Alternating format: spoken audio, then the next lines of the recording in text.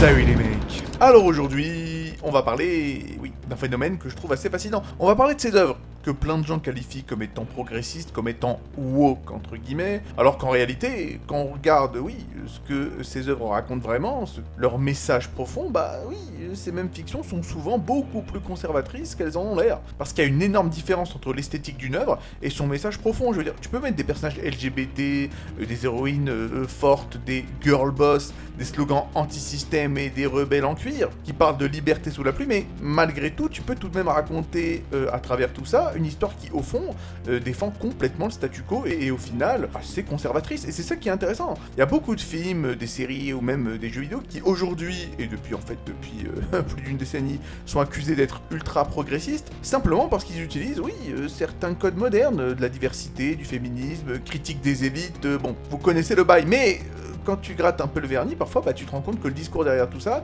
est parfois extrêmement, classique, classiste, et relativement réactionnaire au final. Par exemple, le concept de révolte populaire peut être montré comme étant dangereux, les révolutionnaires peuvent être montrés comme des psychopathes, les masses peuvent être présentées comme étant incontrôlables, et au final, ces mêmes histoires qui étaient censées en effet être woke, être des DEI, comme disent les jeunes, elles finissent souvent par te dire que le système est imparfait, mais bon, mieux vaut quand même rester là-dessus pour éviter de trop prendre de risques. Et c'est un peu le grand paradoxe de plein d'œuvres modernes pour le public moderne, comme ils disent. Elles aiment beaucoup l'esthétique de la contestation, elles aiment beaucoup l'esthétique du progressisme, et ça aime bien se donner l'impression d'être rebelle et anticonformiste, mais en vrai, dès qu'il s'agit d'imaginer un vrai bouleversement social, ça commence à paniquer, un peu comme un stagiaire qui a envoyé cordialement, peut-être un peu trop sèchement, à son patron. Et justement, on va en parler de ces films, de ces jeux, de ces œuvres, de ces fictions, qui peuvent être perçus comme étant woke lorsqu'on réfléchit pas trop, alors qu'en réalité, non,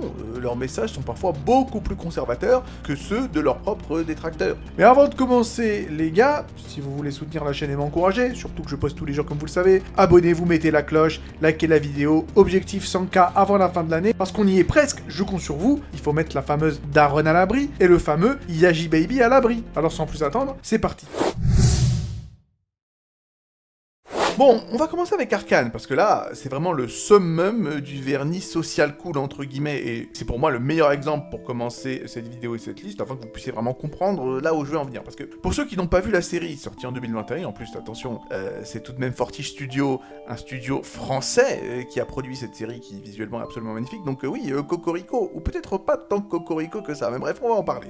Alors déjà, ça se passe dans l'univers de League of Legends, de LoL, évidemment, avec deux villes complètement opposées, donc Piltover, la cité brillante des riches inventeurs en costume impeccable, et Zone, les bas-fonds toxiques, des prolétaires, où les gens respirent beaucoup plus de produits chimiques que d'oxygène. Et au milieu de tout ça, on va suivre Vi et Jinx, deux sœurs détruites par la misère sociale et la violence, pendant que Caitlyn, fille de la haute société et future policière de luxe version steampunk, commence à découvrir que tout n'est peut-être pas super équitable dans cette belle méritocratie qui n'en est en réalité pas une. Et évidemment, la relation entre Vi et Caitlyn, nous a été vendue assez rapidement comme étant le symbole progressiste absolu, puisque les deux sont amoureuses l'une de l'autre, sont en couple, voilà. Internet a réagi comme si deux femmes qui flirtent dans une série animée allaient provoquer la chute de Wall Street. Sauf que si on gratte un peu la peinture, on se rend compte que les opprimés de Zone sont systématiquement dépeints dans la saison 1 et surtout dans la saison 2 comme des psychopathes en puissance. Je veux dire, si on prend Jinx, sa colère sociale, qui est quand même la base de sa survie, est totalement pathologisée. Elle n'est pas vraiment une révolutionnaire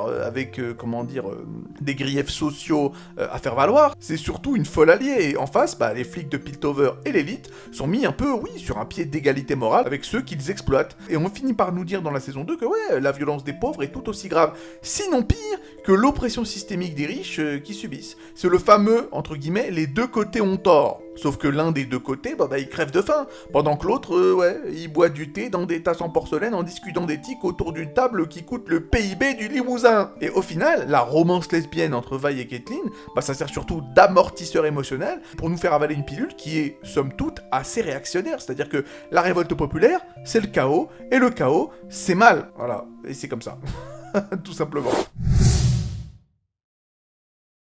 Bon, On va s'éloigner un peu, comment dire, d'une œuvre mainstream, entre guillemets, extrêmement connue, pour parler d'une œuvre déjà qui vient de sortir, d'une fiction, d'un jeu vidéo, pour être tout à fait précis, qui vient à peine de sortir, et qui est pas très très connu en réalité, ce jeu vidéo a bidé, mais il m'a quand même intéressé, parce que bon, déjà, moi je suis toujours intéressé par ce type, comment dire, par ce type de proposition, et donc, quand 1348 Ex Voto est sorti, un espèce de jeu plus ou moins indépendant, qui est d'ailleurs en réalité l'exemple parfait d'un truc que les débats d'internet modernes ne savent plus faire, c'est-à-dire distinguer l'intention du résultat final, parce que le jeu a une apparence extrêmement haute, il suffit juste de voir l'héroïne, hein, le personnage principal, donc Aeta, pour comprendre que voilà. Enfin voilà, on a compris le bail, et pour être honnête avec vous, je ne vais même pas essayer de vous expliquer que le jeu est un chef-d'œuvre incompris. Évidemment, le jeu a bidé, et c'est tout à fait normal, parce que au-delà, bon, du délire woke ou pas woke dont on va parler tout de suite, le souci c'est surtout que le gameplay est bancal, les combats, bon, ont la fluidité d'un radiateur qu'on pousse dans les escaliers, le jeu est mal codé, les animations partent en vacances une 7 sur 2, les développeurs ont passé une partie de la promotion du jeu à insulter des gens sur Twitter, vraiment avec l'élégance diplomatique d'un pilier de bar dans un PMU un soir de PSJOM, donc voilà, écoutez...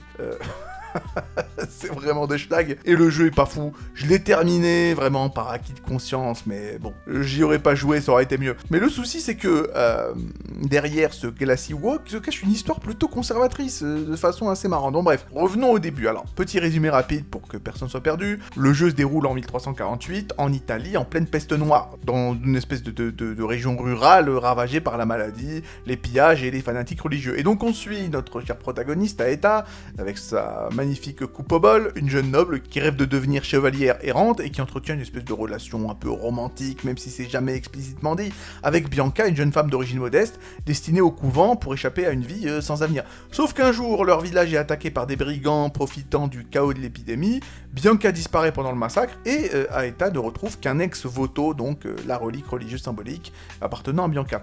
Elle jure alors de traverser toute l'Italie pour la retrouver, affrontant mercenaires, seigneurs corrompus, et surtout les flagellantis, donc une espèce de secte de fanatiques religieux en mode KKK, qui fouette les gens, voilà.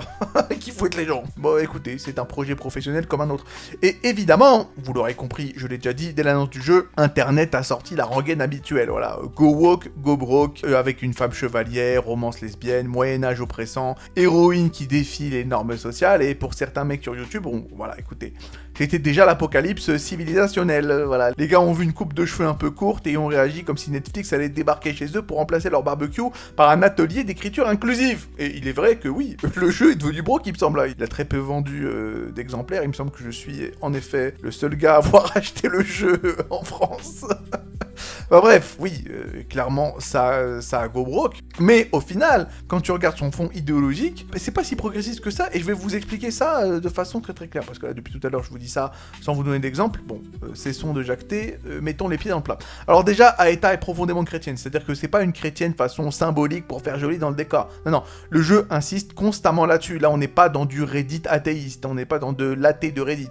Elle prie avant les combats importants, notamment avant le combat final contre Bianca, elle parle de son père avec respect et admiration. La majorité des figures d'autorité masculine ne sont jamais dépeintes comme des caricatures monstrueuses, comme généralement c'est le cas dans les œuvres woke, et même les flagellantis, qu'elle combat pourtant pendant une certaine partie du jeu, ne sont pas présentés comme la preuve que ouais, la religion c'est mauvais. Non, non, au contraire. Aeta les voit comme une déformation fanatique de la vraie foi chrétienne, et pour elle, le problème c'est pas la religion, le problème c'est l'extrémisme qui trahit cette religion, et ça change complètement le message. J'irais même jusqu'à dire que la majorité des Final Fantasy et des JRPG japonais, comme, je sais pas moi, Xenogears et autres Final Fantasy Tactics, sont beaucoup plus anti-religieux que Ex Voto 1348. Beaucoup plus, hein, beaucoup plus. Parce que généralement, dans ce genre de jeu, voilà, on va utiliser les fanatiques religieux pour dire que, regardez, toutes les structures religieuses sont oppressives et misogynes. Sauf que là, non. Le christianisme reste une force morale légitime dans l'univers du jeu. Les reliques de saints que tu peux trouver, bah oui, un peu en collectible durant l'exploration du jeu, sont des collectibles positifs.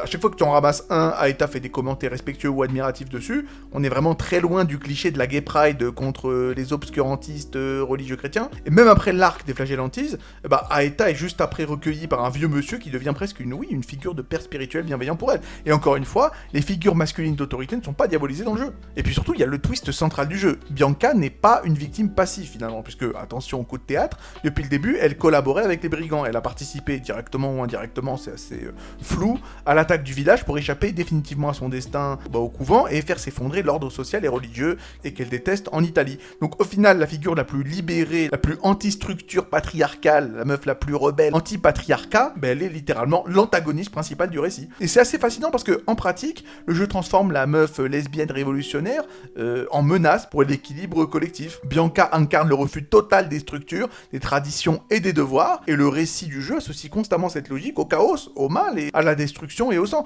Et Aeta, elle représente la loyauté, le devoir, la foi et une certaine idée de l'ordre chevaleresque. Et c'est ça qui est marrant. Moi, je m'attendais à un espèce de brûlot woke voilà, et féministe, mais au final, j'ai eu tout le contraire.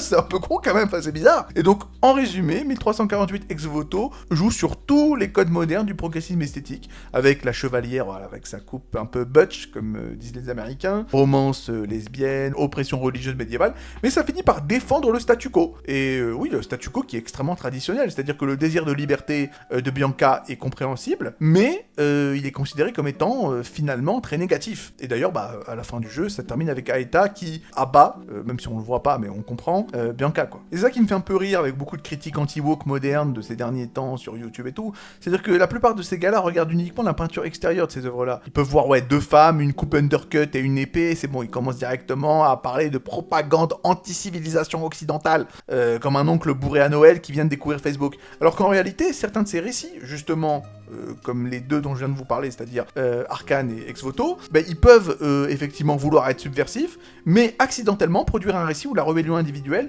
finit présentée comme étant beaucoup plus dangereuse que l'ordre social qu'elle combat. Ce qui est quand même un sacré accident industriel idéologique. Et là-dessus, je vais pas commencer à vous dire que en fait, ce jeu est en réalité crypto-réactionnaire ou je sais pas quoi. Non, surtout quand on voit les tweets des développeurs sur Twitter, non, ces gens-là sont très très progressistes. Là-dessus, il y a pas de souci. Enfin, en tout cas, c'est ce qu'ils pensent. Ils voulaient vraiment faire de leur jeu, un truc ultra woke, mais finalement, écoutez, c'est pas le cas du tout. Voilà. Est-ce que c'est un manque d'intelligence? Est-ce que c'est un manque de finesse narrative? Ou alors, est-ce que finalement ces gens-là sont beaucoup plus réactionnaires que ce qu'ils croient réellement? Je vous laisse juger. On va continuer maintenant avec un film, on va s'éloigner des jeux vidéo, pour parler donc de Black Panther, réalisé par l'inénarrable Ryan Coogler, que j'ai déjà éventré il y a pas longtemps dans ma vidéo sur Sinners. Un film qui se voulait également progressiste, tout en ne l'étant finalement pas du tout. Bon, déjà, petit rappel pour ceux qui auraient peut-être passé les 10 dernières années enfermés dans une cave sans wifi, le film, sorti en 2018, et qui s'inscrit dans le MCU, raconte l'histoire de T'Challa, donc prince puis roi du Wakanda, un pays africain fictif, ultra avancé technologiquement grâce au vibranium, un métal magique capable de faire à peu près tout, sauf réparer évidemment les trous de scénario du MCU du troisième acte. Donc le Wakanda vit caché du reste du monde depuis des siècles, en te faisant croire que il s'agit d'un pays pauvre, alors qu'en réalité ils ont des vaisseaux futuristes, des armes laser et probablement des grippins qui valent plus cher qu'un studio à Paris. Ou peut-être pas tant que ça, parce que ces derniers temps c'est vrai que c'est abusé au niveau des loyers, bref, peu importe, je m'égare. En face, on a Killmonger, El Famoso Michael B. Jordan, un type ayant grandi dans la violence et l'oppression raciale aux États-Unis, et qui découvre l'existence du Wakanda et donc veut utiliser sa puissance pour déclencher une révolution mondiale des populations noires opprimées. Et donc c'est censé être le film qui a révolutionné la représentation des noirs au cinéma, le blockbuster woke par excellence, avec sa culture africaine célébrée et son casting 5 étoiles.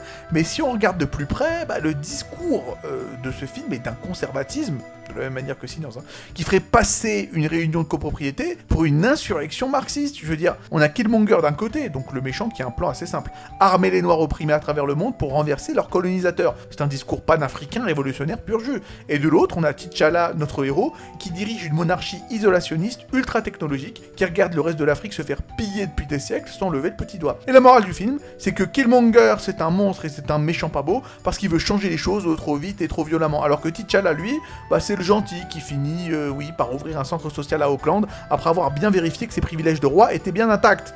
En fait, le Wakanda, c'est fondamentalement une résidence sécurisée africaine, avec camouflage high-tech. En fait, c'est une sorte de Dubaï panafricain, avec des lances laser et des sandales en vibranium. Et donc, on nous explique dans ce film qu'il vaut mieux une élite éclairée et riche, qui fait l'aumône de temps en temps, qu'un grand chamboulement égalitaire. En fait, c'est du progressisme de la charité. On garde le trône, mais on sourit sur les photos, donc on va dire que ça passe. Sauf que non, ça passe pas. Ça passe pas du tout. De toutes les manières, je ne supporte pas la filmographie de Ryan Coogler. Vraiment, ce mec-là, bref. On en parlera bien un jour sur cette chaîne.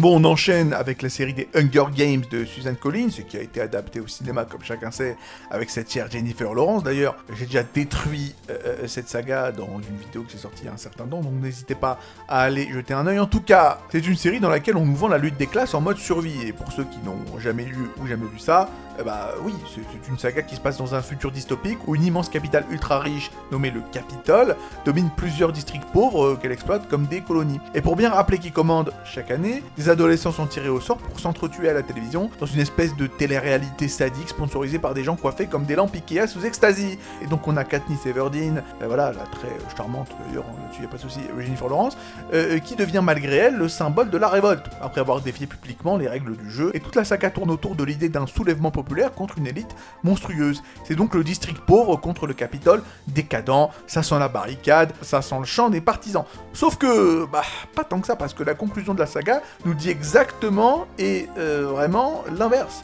On nous martèle que chaque révolution finit par accoucher d'une tyrannie encore pire. La présidente Con, campée par Julianne Moore, nous est présentée comme une version encore plus vicieuse que Snow qui est donc l'espèce de vieux con là, l'espèce de vieux con qui dirige cette dystopie, et Katniss finit par rejeter tout engagement politique à la fin de la saga pour aller élever des chèvres dans son coin comme une influenceuse survivaliste en burn-out. Et le message caché de tout ça est terrifiant de passivité. Les systèmes autoritaires sont pourris, certes, mais si vous essayez de les renverser, vous allez juste créer un bain de sang et finir avec un nouveau dictateur. C'est le film parfait pour rassurer tout le monde. Les conservateurs y voient une critique du big government, et les progressistes y voient une critique des élites. Mais au final, personne bouge. Tout le monde rentre chez soi avec l'impression, oui, d'avoir vécu une révolution, alors qu'on vient surtout de regarder plusieurs films de 2h30, nous expliquant que, surtout, ne tentez rien collectivement. Restez chez vous, restez bien sagement chez vos grands-mères et fermez bien votre gueule. Maintenant, discutons un peu de Joker, sorti en 2019, que j'ai déjà d'ailleurs anéanti dans une vidéo que j'ai sortie il y a un certain temps, n'hésitez pas à aller y jeter un œil. Alors pour ceux qui auraient passé les 5 dernières années sur la Lune, eh bien le film suit Arthur Fleck, joué par le tristement célèbre Joaquin Phoenix, donc un clown raté et humoriste catastrophique, qui survit dans un Gotham crasseux, en mode New York des années 70, où les riches méprisent ouvertement les pauvres pendant que les services sociaux ferment les uns après les autres. Et donc, Arthur est humilié en permanence, tabassé dans le métro, ignoré par tout le monde, et finit par sombrer progressivement dans la violence, jusqu'à devenir le Joker, évidemment, symbole involontaire d'une immense colère populaire contre les élites de Gotham. Et pendant quelques semaines, je dirais même pendant quelques années, Internet a traité ce film comme si c'était vraiment un manifeste révolutionnaire, un appel officiel à brûler des abribus. Vraiment, c'était, oui, on essayait de nous donner l'impression qu'un mec qui mangeait seul au Burger King devenait automatiquement, oui, une menace pour l'ordre mondial. Sans parler, voilà, du délire, ouais, c'est un film de gilets jaunes, c'est un film pour les incels, ou je sais pas quoi, voilà, c'est un film pour mon gros cul, ouais, parce que Todd Phillips a tout fait dans la suite, c'est-à-dire Joker 2, pour nous rappeler que non, Arthur est avant tout un malade mental, un narcissique instable, sa révolution, c'est qu'une série d'émeutes nihilistes sans aucun projet politique à long terme, et on retombe complètement dans le travers d'Arcane. Il y a la colère sociale légitime, qui est transformée en pathologie psychiatrique. C'est une manière très subtile de dire que la société est certes injuste, mais que ceux qui sont tout en bas de l'échelle sont de toute façon trop instables ou trop bêtes pour proposer une alternative viable. En gros, restez dans vos appartements miteux, parce que si vous sortez, vous allez juste brûler des voitures de flics sans raison. Et le film te montre une société atroce, mais il te regarde dans les yeux pour te dire que non mais attention, les pauvres tristes deviennent très vite très méchants, donc voilà, on les laisse là où ils sont. Donc c'est une critique sociale qui finit par paniquer devant sa propre critique sociale.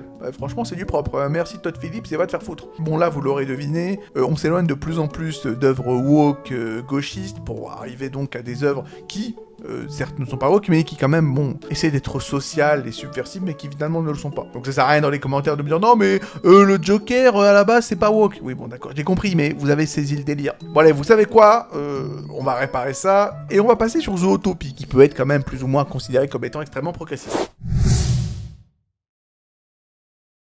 Alors, donc c'est un film d'animation Disney, sorti en 2016, réalisé par Brian Howard et Rich Moore. Alors, pour ceux qui l'ont pas vu, mais je pense qu'il n'y a pas beaucoup de gens qui l'ont pas vu, même si bon, je pense pas que vous soyez très nombreux, ce film a absolument tout cassé lors de sa sortie. D'ailleurs, j'ai sorti une vidéo pour détruire, non pas le premier Zootopie, qui je trouvais plutôt pas mal, mais Zootopie 2, qui pour moi effectivement est une honte, voilà, j'ai tout détruit, je vous conseillerais effectivement voilà, d'aller regarder ça, peu importe, en tout cas. Dans le premier film, on suit Judy Hopps, une petite lapine ultra optimiste qui rêve de devenir policière dans l'immense ville Zootopie, où prédateurs et herbivores cohabitent comme dans une version Disney de NCIS. Et donc, elle fait la rencontre de Nick Wilde, un renard escroc victime de discrimination permanente à cause de son espèce, puisque les prédateurs sont plutôt mal vus dans cette société. Et donc le film a été applaudi partout comme une immense leçon antiraciste pour les enfants. Et donc les parents sortaient du cinéma persuadés que Mickey venait de résoudre toutes les tensions sociales mondiales en 1h48 et 2 chansons, sauf que, évidemment, voilà, vous l'aurez compris, c'est pas tout à fait aussi simple que ça, parce que le film utilise des espèces animales pour parler du racisme. Et là, il y a un énorme problème, c'est-à-dire que dans le monde réel, le racisme n'a aucune base biologique réelle. Je pense qu'on est tous d'accord, j'espère. Sauf que, même si bon, ces derniers temps, je me pose des questions si on est tous d'accord là-dessus, mais en principe, il n'y a pas de base biologique réelle sur laquelle le racisme se base, d'accord? Sauf que dans Zootopie, les prédateurs ont effectivement un instinct de prédateur et de tueur ancestral. Donc, en utilisant cette métaphore, Disney naturalise le danger que, oui, les minorités pourraient représenter. Ça renforce involontairement une idée ultra conservatrice. Certaines populations seraient intrinsèquement, oui, plus dangereuses que d'autres et nécessiteraient surveillance et contrôle permanent. Même si, bon, le film t'explique qu'il faut pas les surveiller et les contrôler, mais en tout cas, il t'explique que, oui, l'instinct est tout à fait là. Et c'est quoi la solution finale du film? Bah, la police rétablit l'ordre. Toujours. On ne change pas les structures de la ville, on améliore juste la gestion des individus à risque. C'est littéralement un monde où la paix sociale dépend de la capacité des prédateurs à prouver qu'ils méritent de vivre parmi les autres sans manger quelqu'un. Et dit comme ça, on est quand même très loin du grand manifeste progressiste vendu par Disney. Bon, maintenant on va discuter, d'un sujet plutôt, plutôt épineux. Parce que là, vraiment, Harry Potter ces derniers temps, est-ce que c'est woke, est-ce que ça ne l'est pas? Alors là, vraiment, vous avez 6 heures. Voilà, ça c'est un bon sujet de dissertation, les mecs, hein, parce que c'est compliqué. Voilà, à la base, donc c'est une saga écrite par J.K. Rowling, donc sortie en 97, puis adaptée au cinéma entre 2001 et 2011 par plusieurs réalisateurs, notamment par Chris Columbus et Alfonso Cuarón, le GOAT, qui a fait Harry Potter 3, ça c'est très très bien. Bon, malheureusement, après, il y a eu David Yates qui a pris la suite, bon, c'était beaucoup moins bien. En tout cas, on y suit Harry, enfin vous le savez, un orphelin maltraité qui découvre qu'il est sorcier, et il rejoint donc l'école de magie Poudlard pour apprendre la magie, tout en affrontant Voldemort, un mage fasciste, l'équivalent évidemment, voilà, du moustachu autrichien peintre, mais en mode magie, obsédé par la pureté du sang. Et donc toute la saga a été perçue pendant un très long moment comme une immense ode à la tolérance, à la résistance et à l'antifascisme. Et bon, encore une fois, c'est un peu complexe aujourd'hui, parce qu'étant donné que maintenant J.K. Rowling, oui, a des positions extrêmement turf, TERF, c'est-à-dire anti-trans. Pas mal de personnes considèrent que finalement ce n'est pas si woke que ça, mais en même temps, pendant un long moment, Harry Potter avait été accusé par tous les mecs anti-woke d'être ultra woke, notamment avec tous ces délires sur Twitter où elle t'explique que Dumbledore est gay, où elle t'explique que Hermione est noire, bon bref, voilà. Donc ce qui fait que c'est compliqué, c'est difficile, d'un côté on te dit qu'elle est woke, d'un côté on te dit qu'elle est anti-woke, d'un côté on va la boycotter parce qu'elle a dit qu'Hermione était noire, et de l'autre côté, les gauchistes vont boycotter le jeu Hogwarts Legacy parce que elle aurait eu effectivement des tweetos un peu durs, voilà, sur la communauté trans. C'est complexe. C'est complexe, cette situation est complexe, on va pas se mentir. Mais en tout cas, si on met tout ce délire parasite de côté et qu'on regarde l'œuvre, c'est-à-dire les 7 tomes tels qu'ils sont, ben c'est plutôt assez réactionnaire, on va pas se mentir, parce que c'est tout de même le monde d'Harry Potter, une société de caste figée, non démocratique, où on cache la magie au moldu au lieu d'utiliser tous ses pouvoirs magiques pour améliorer le monde. Harry ne remet jamais sérieusement en question l'esclavage des elfes de maison, ni la corruption du ministère de la magie. Et une fois Voldemort vaincu, rien ne change structurellement. On remplace juste un tyran par des dirigeants plus sympas, issus du même système. Et le détail le plus révélateur, c'est que Harry finit Aurore, c'est-à-dire littéralement policier magique, chargé de protéger cet ordre archaïque. Donc le héros de la rébellion finit gardien du système. Sans parler de tout le délire, voilà, propre au livre, avec le Spew, donc voilà, Hermione qui essaie de libérer les elfes de maison de l'esclavage, et finalement on lui explique que non, Hermione, les elfes, ils aiment beaucoup l'esclavage, laisse-les là où ils sont, donc quand même très compliqué. C'est donc le triomphe absolu du statu quo, avec baguette magique et musique nostalgique pour faire passer la pilule. Bon, on en a plus ou moins terminé, mais j'ai quand même pas mal de choses à vous dire encore, les amis, puisque jusqu'ici, on ne parlait que d'œuvres accusées d'être ultra woke, et qui, en creusant, finissent par défendre l'ordre, la méfiance envers la révolution et le statu quo. Mais j'aimerais maintenant vous parler d'autre chose qui finalement est assez liée, d'accord? Donc on va parler de Mixtape, un petit jeu indé qui vient de sortir chez Annapurna, et qui, encore une fois, n'est pas exactement de cette catégorie, c'est même plutôt l'inverse. C'est un truc assez inoffensif, charmant, bien foutu sur le plan artistique, là-dessus y a pas de souci, mais qui incarne exactement ce qui me fait grincer des dents dans le progressisme moderne. Donc voilà, ça va être une petite parenthèse, mais bon, je savais pas où la mettre, j'avais pas envie de faire une vidéo spéciale sur Mixtape, mais vous inquiétez pas, ce n'est pas si éloigné que ça du sujet de base. Donc Mixtape, c'est un jeu, mais c'est surtout un récit initiatique se passant dans les 90s, se passant dans les années 90. On y suit Stacy Rockford, une espèce d'ado un peu musique snob, qui rêve de devenir superviseuse musicale à New York. Et elle est accompagnée de ses deux potes, Vance Slater, une espèce de mec un peu burn-out chill, qui pourrait d'ailleurs rester toute sa vie dans sa petite ville californienne, et Cassandra Morino, la rebelle qui étouffe sous son père flic, ok. Donc, ça se passe durant la dernière nuit de lycée, la dernière fête, voilà, où ils profitent, voilà, en faisant du skate, en faisant des conneries, en partageant leurs derniers souvenirs via une espèce de mixtape magique, voilà, avec voilà, Smashing Pumpkins et tous les groupes de l'époque des années 90. Pas mal de mini-jeux absurdes, notamment la fameux baiser en rayon X jouable, qui est évidemment vomitif dans le meilleur des cas. En bref, c'est du John Hughes jouable, hein. C'est du Ferris Bueller jouable, c'est nostalgique, c'est doux amer, c'est bien animé, l'OST est sympathique. Surtout pour un mec des années 90 comme moi, c'est ce que certains peuvent considérer comme étant un petit bijou indie de 3-4 heures. C'est pas ce que je pense. C'est pas ce que je pense, parce qu'évidemment, ce jeu est le parfait exemple du gauchisme privilégié de merde, d'accord. Donc on a des ados, et entre du skate illégal, de la bière volée, fugue pour une soirée, petite tension émotionnelle queer-coded entre Stacy et Cassandra, puisqu'elles s'embrassent, voilà, jalousie, main qui se frôle, intimité un peu ambiguë, tout est emballé avec une esthétique alternative, inclusive, queer-friendly, et voilà, de toutes les manières, c'est normal avec un nain pour nain. Donc voilà, c'est vraiment le délire, ouais, on est ouvert, on représente des identités, j'ai 50 genres, bon bref, voilà. Le délire qu'on connaît bien, mais concrètement, il y a zéro lutte des classes, zéro milliardaire à abattre, zéro colère ouvrière, zéro mention d'un vrai système qui broie les gens, c'est du progressisme de confort, du progressisme de façade. On a des petits cons, d'accord, privilégiés, et qui jouent à être des outsiders le temps d'une nuit, avant de partir à New York réaliser leur rêve artistique. D'accord, pendant que les ouvriers se cassent le dos à l'usine. Et la révolte, bah elle s'arrête au moment où on grandit et où on s'intègre gentiment dans le monde tel qu'il est. Voilà, on parle pas de conflit, bon, j'allais dire conflit de Moyen-Orient. Bon, j'exagère, mais vous n'avez compris, quoi. Il y a pas de, on parle pas d'opprimés. C'est juste des sentiments personnels, de la nostalgie et de la vibe. On est un peu différents, mais on va quand même réussir dans le système. Et c'est ça qui me saoule avec ce genre de woke, d'accord. C'est pas de la lutte, c'est du lifestyle. C'est du gauchisme de campus. On met des codes LGBT, on fait des persos féminins forts. On met une petite tension lesbo, on critique légèrement l'autorité parentale via le papa flic de Cassandra, mais on touche jamais aux vraies structures du pouvoir économique. C'est du rebelle, voilà, du rebelle sans cause. C'est du « je suis queer et je skate » avant d'aller bosser chez Netflix ou dans la pub. C'est le genre de truc que les vrais militants de gauche d'il y a 30 ans auraient regardé en se marrant, en mode « ouais, c'est ça votre révolution, mais allez vous faire foutre ». Et c'est ça qui m'intéresse, moi. Quand on tape sur les riches, sur les milliardaires, sur l'exploitation réelle, sur les classes populaires qui pètent un câble. Pas sur des ados de merde, sur des nepo baby de cons qui font des mixtapes en se tendant la main et en s'embrassant dans des mini-jeux à vomir. Et encore une fois, moi je peux défendre des représentations quand elles sont bien foutues et organiques. Bon, je sais pas, par exemple, un truc organique. Prenons l'exemple d'un jeu que j'aime pas forcément beaucoup, mais prenons d'ailleurs Gestalt et Réplicante. Kainé, qui est donc un perso jouable et est une hermaphrodite, qui, n'a pas la langue dans sa poche. Je pense que là-dessus, y a pas de souci, elle est extrêmement vulgaire, hein.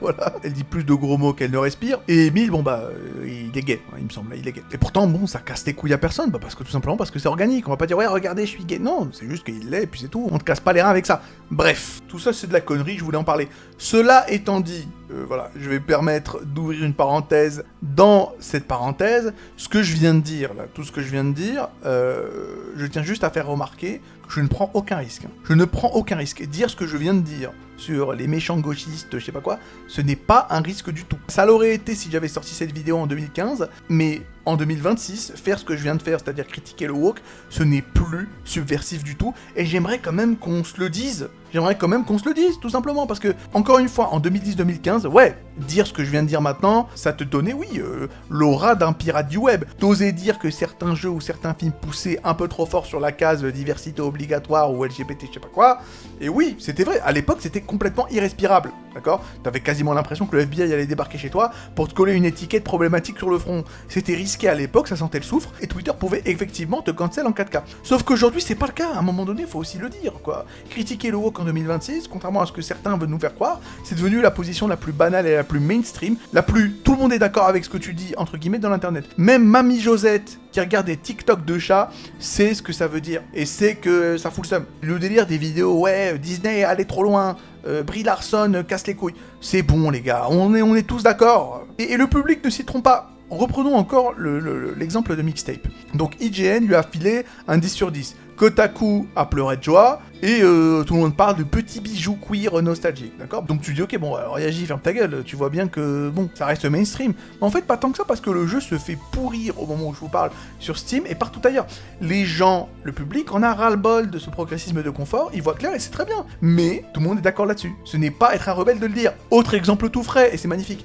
Prenez Slay the Spire 2, d'accord? Qui est donc un jeu roguelike plutôt sympathique, ultra populaire, qui a cartonné en early access et tout allait bien, jusqu'à ce que les joueurs découvrent que Anita Sarkeesian, et oui, la Anita Sarkeesian de 2014, la reine de tous les jeux sont sexistes, eh bien, elle est créditée comme consultante sur ce jeu. Rien d'autre, hein. Juste avec son nom dans les crédits, eh bah, ça a provoqué une catastrophe sur Steam.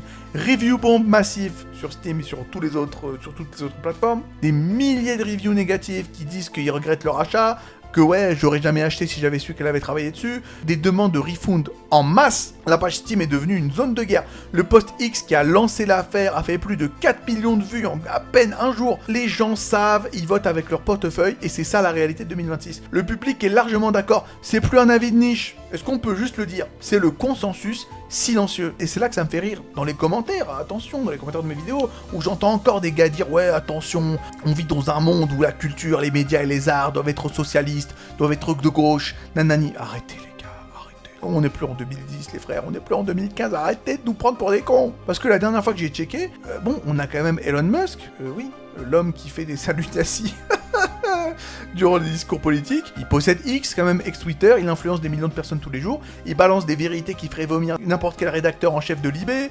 On a Vincent Bolloré, le petit Bolloré qui contrôle un véritable empire médiatique en France entre Canal+, et News, etc. et qui pousse clairement une ligne extrêmement conservatrice, je pense que là-dessus on est tous d'accord. Et je parle même pas des autres milliardaires de droite qui financent des studios, des think tanks ou des influenceurs partout dans le monde. Je parlerai même pas non plus de Larry Ellison, de Oracle, grand allié de Trump, qui est en train de bâtir un véritable empire médiatique entre Paramount, CBS et potentiellement plus, avec le soutien clair de l'administration Trump. On parlera même pas non plus de Peter Thiel, cofondateur de Palantir, qui finance depuis des années les candidats conservateurs, des think tanks et des figures de la droite tech. Donc voilà, tout ça pour vous dire que on n'est pas des rebelles, les mecs. On n'est pas des rebelles, que ce soit moi ou que ce soit les mecs soi-disant anti-woke. Voilà. On est juste des mecs qui disent tout haut ce que la majorité pense tout bas, et c'est tout ce qu'on est, et faut arrêter de se la jouer révolutionnaire du dimanche parce que c'est pas le cas. Voilà, tout simplement. Bref, cette vidéo est beaucoup plus longue que ce que je pensais. Bah écoutez, dites-moi dans les commentaires ce que vous en pensez. Je pense que ça va s'empoigner dans les commentaires, ça va partir en couille. Parce que en fait, cette vidéo est magnifique parce que j'ai insulté tout le monde, sur tous les bords politiques. Je pense que je vais me faire insulter par absolument tout le monde. Mais écoutez, c'est comme ça. C'est ça le problème quand on se met un peu au milieu, quoi. On se fait taper par tout le monde à droite et à gauche, on se prend des coups de tout le monde. Mais c'est la vie, vous savez quoi. C'est la vie, c'est comme ça. Prenez soin de vous, à la prochaine, insultez-moi bien dans les commentaires. Et voilà, mettez un like s'il vous plaît. S'il vous plaît.